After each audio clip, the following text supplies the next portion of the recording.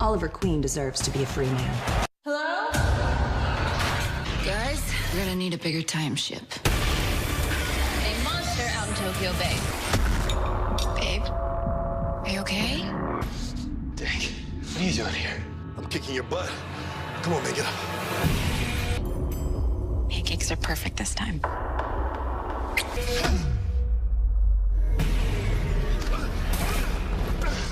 I'm the Green Arrow. What? Hello everyone, welcome back to the Speed Force. I'm here to give you guys some information that I had gathered from looking up information from the Heroes and Villains, I think. No, not Heroes and Villains, but the FanFest News account on Twitter. They do FanFest News. And Stephen Amell, when he was asked if there were going to be any hugs in the crossover, he says no. This will make sense. There are no Barry Oliver hugs in the crossover, which is not to say that he doesn't ask. What you guys don't realize is that I'm spoiling a scene for you in plain sight. He may have hugged him without Oliver realizing because of super speed. That means, Oliver doesn't really accept the hugs and stuff like that, and there isn't going to be like a we'll touch on this. Well, normally when a script comes in, I just read script for episode 713. It came in at 58 pages. A lot of that is screen direction. The script came in at, I think, 29-30 pages because normally the stage direction is very specific to how the fight and action sequences happen. In this one, the stage direction just said, James, make a cool fight, and went back to the dialogue. It was a very unique episode for us. I hope that the response we've gotten to, which has been very heartwarming and rewarding for a show that's as far in as we are, I hope they look at that and we look at more episodes similar where it's two people in a room. Like a one-act play or something that's off a typical format.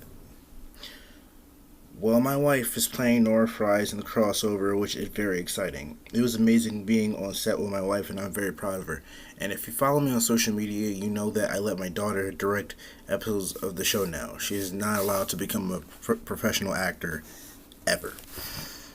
I can't wait. I mean, Nora Fries is going to be in the crossover, and I'm discussing this in his direct words because this is the information that I'm relaying to you guys that I had gotten from the FanFest website, and they actually have their own account on Twitter as well. So I can't wait. I just wanted to discuss this specifically because Nora Fries being in the crossover. Don't correct me. I know. I don't. Just wait until the end of the video to correct me. I probably will have a correction in the video because I keep saying it wrong because it's in the name of Fries, but never mind that. He also goes on to say, when I'm on Arrow and when I get new leather pants, we call it New Pants Day. For 2 days, I can't breathe with these pants on.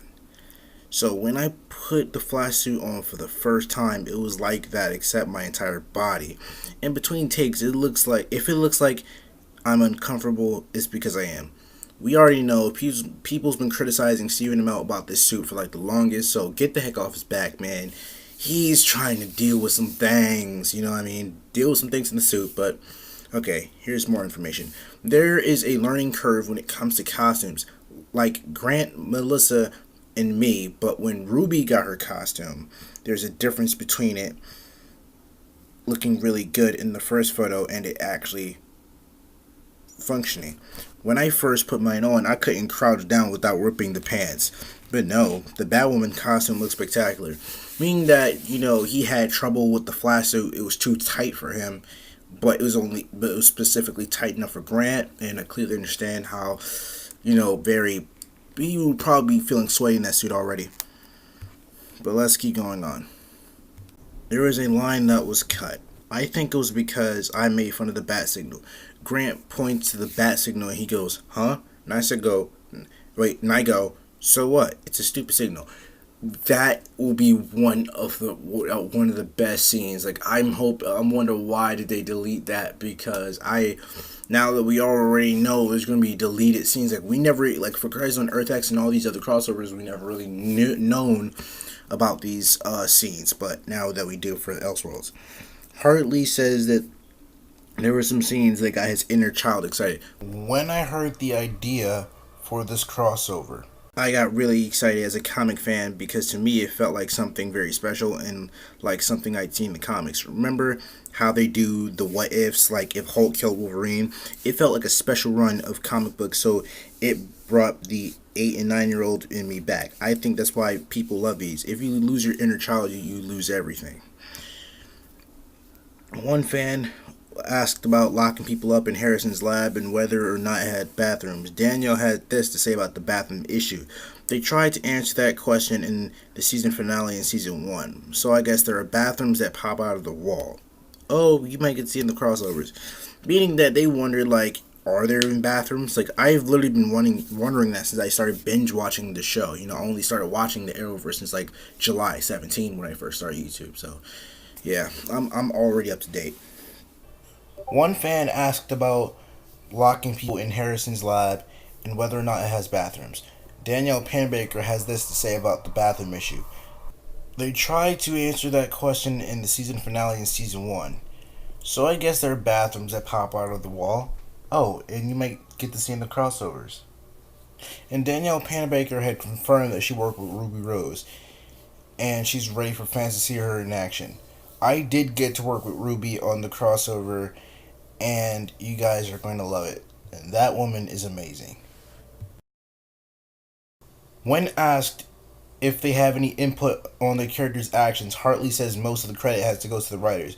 In terms of the direction of our characters, sometimes. There are so many hundreds of people who work behind the scenes to make the show that hopefully you love. A lot of the credit goes to the writers.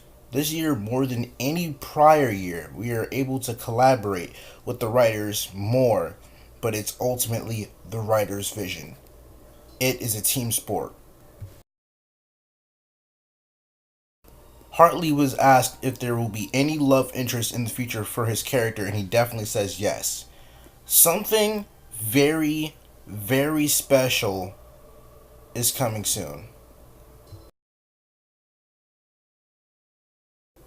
So that was a whole lot of information to pull off. I know, guys. But it's so much. I cannot fathom how much of this that has been, in and out. But a lot of it, Danielle Panabaker did discuss something about, that the possibility of the pipeline having bathrooms and such. And Stephen Amell did discuss his troubles in the flash suit that he was wearing, and that it was quite tight. So we happen to have gotten a lot of information. We even got information on Ralph Dibny's love interest for Flash Season 5 and stuff like that, and he confirmed they will have a love interest, saying something very, very special is coming soon. And I cannot wait for that. So far, that's like one of the most exciting. I think this may actually be the best news that we've gotten out of the entire FanFest convention, I could say. If that's the perfect term I should use. But at the FanFest, they were discussing this, and I found this on the FanFest website, and you could also follow them on Twitter as well. And I do follow them as well. So if you want to follow them on Twitter, feel free to, because that's where I got my news from. And if you think I'm bluffing, you can actually see the link there. But like I said, there's a lot of news. There's a lot of everything there. And how the Monitor, we never really got any context on them, or a lot of it, because obviously that would be very huge spoilers, and that would put the cast and crew in jeopardy. So I'm actually kind of glad they kept that under the wraps. We've also discussed that Nora Fries would be in the crossover. Don't correct me. Yeah, I still say it that way because that's how the word is pronounced. So yeah, I'm gonna have the word correction on. Don't worry about it. But like I said, Nora Fries will be in the crossover, and I think his wife's name is Cassandra, right? Cassandra Amell, I think her name was. Yeah, she should be appearing in the crossover as Nora Fries, Mr. Freeze's wife. So and she actually goes to.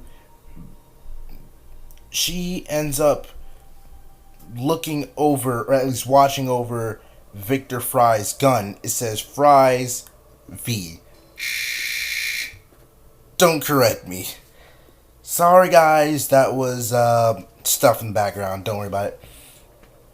But otherwise, it's really fun. I cannot wait. This is going to be awesome. This is going to be good. And there's been like a whole lot of information about the crossover. Oh, right, and there are some pictures that have been leaked.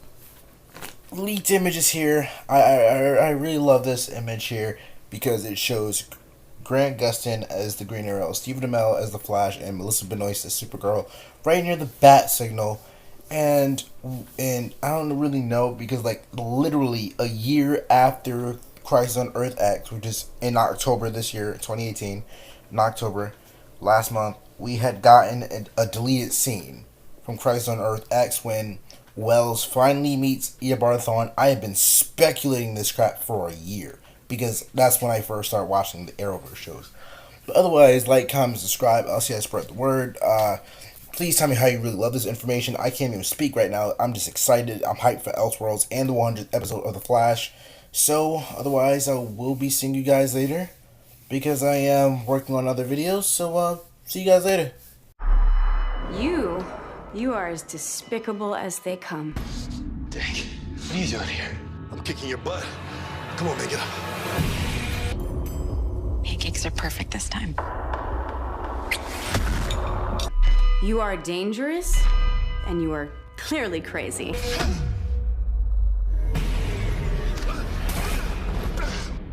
We're sisters. I'm the Green